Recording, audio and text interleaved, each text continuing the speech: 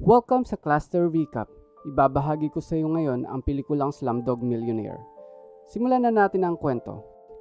Si Amal Malik, isang binata na nagmula sa pinakamagulong area ng Calcutta, India, ay nasa hot seat ngayon sa Who Wants to be a Millionaire. Isang tanong, isang snippet ng trivia ang layo mula sa pagpapanalo sa 20 milyong rupees. Si Jamal ay napakahusay na ang mga producer ay nagsisimula ng mabalisa. Paano magiging maganda ang ginagawa ng isang batang lalaki mula sa slum area sa game show? Sa bisperas ng huling tanong ni Jamal, pinadakip ng host siya sa pulis at dinala para sa interogasyon. Matapos hindi gumana ang iba't ibang anyo ng pagpapahirap, nagtanong ang inspektor kung paano niya nalaman ang mga sagot. Ang sabi niya, ang bawat tanong ay may kinalaman sa iba't ibang hakbang ng kanyang paglalakbay sa buhay. Sa murang edad, si Jamal at ang kanyang nakakatandang kapatid na lalaki na si Salim ay naulila sa mga kaguluhan sa Bombay. At kailangan nilang kumita ng pera, gayunpaman, kaya nilang manirahan mag-isa sa mga slum area. Nakilala nila ang isang batang babae na ang pangalan ay Latika, na sumali sa kanila na naging kanilang third musketeer. Kinalaunan, ang tatlo ay nahuli at pinagsamantalahan ng lokal na gangster na si Maman, na kumikidnap ng mga ulila at pinipilit silang mamalimos sa kalye upang kumita ng pera. Nang masaksihan ni Salim na si Maman na bulagin ang mga mata ng isang bata upang gawin itong mas nakakaawang pulubi, sila ni Jamal ay tumakas ngunit si Latika ay hindi pinalad. Sa loob ng ilang taon, ang magkapatid ay nabubuhay sa kalye. Patuloy na gumagalaw, ngunit hindi makalimutan ni Jamal si Latika. Nagpasya silang bumalik para hanapin si Latika. Iniligtas nila si Latika at sa proseso pinatay ni Salim si Maman. Pagkatapos, pinagbantaan niya ang kanyang kapatid at inagaw si Latika para sa kanyang sarili. Lumipas sa mga taon, hindi niya makalimutan si Latika. Nagtatrabaho ngayon si Jamal sa isang call center company. Humingi ng pabor ang isang empleyado kay Jamal nang sabi, siya muna ang maupo sa kanyang pwesto.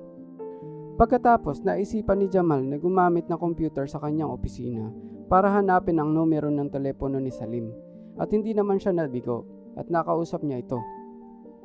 Kinalaunan, nagset si Jamal ng oras para magkita sila. Hindi nagtagal, sa kanilang muling pagkikita, nalaman ni Jamal na ang amo ni Salim ay isang slumlord na si Javed Khan.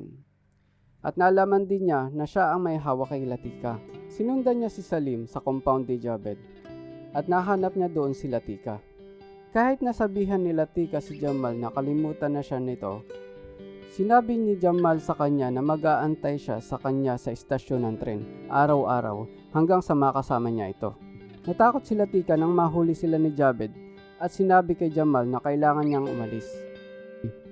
Kinalaunan ay pumunta si Latika sa istasyon ng tren sa napagkasundaang oras. Pagkatapos nilang makita ang isa't isa sa platform, dumating si Salim kasama ang ilan sa mga tauhan ni Javed at dinakip si Latika, nilagay sa isang kotse at umalis palayo. Sa kasalukuyang panahon, ipinaliwanag ni Jamal sa mga pulis na nagtatanong sa kanya na ang tanging dahilan kung bakit siya pumunta sa game show na yon dahil naisip niya na maaring nanunood si Latika dahil nakita niya itong nanunood nitong game show sa mansyon ni Javed. Pinakawalan siya ng pulisya at ibinalik siya sa studio ng telebisyon sa oras ng sagutin ang huling tanong. Ang tanong ay, ano ang pangalan ng ikatlong musketeer sa nobela ni Alexander Dumas? Nung naging malapit sina Jamal at Salim sa isa't isa, sinabi nila na sila ay si Athos at Porthos. Ngunit hindi talaga nila binigyan ng pangalan si Latika nung sumali ito sa kanila, na tinawag na lang nilang ang ikatlong musketeer. Inamin ni Jamal sa game show host na hindi niya alam ang sagot, ngunit gumamit siya ng huling lifeline, ang phone a friend, para tawagan ang kaisa-isang taong kilala niya sa number na iyon, ang kanyang kapatid na si Salim. Laking gulat ni Jamal na ang sumagot sa telepono ay hindi si Salim. Ang sumagot ay si Latika. Si Salim ay tinulungan siyang makatakas sa kamay ni Javed. Nung tinanong ni Jamal si Latika, hindi niya alam ang sagot. Ngunit sinabi niya kay Jamal ang isang bagay na mas gusto niyang malaman. Naligtas siya. Nahulaan niya ang tamang sagot sa pangalan ng musketeer. Mula sa 4 na pagpipilian, ang sabi niya, Aramis. At nanalo siya ng jackpot. Nagtatapos ang pelikula na nagkita sila ni Jamal at Latika sa istasyon ng tren. Alam nilang sa pagkakataong ito ay hindi na sila muling maghihiwalay.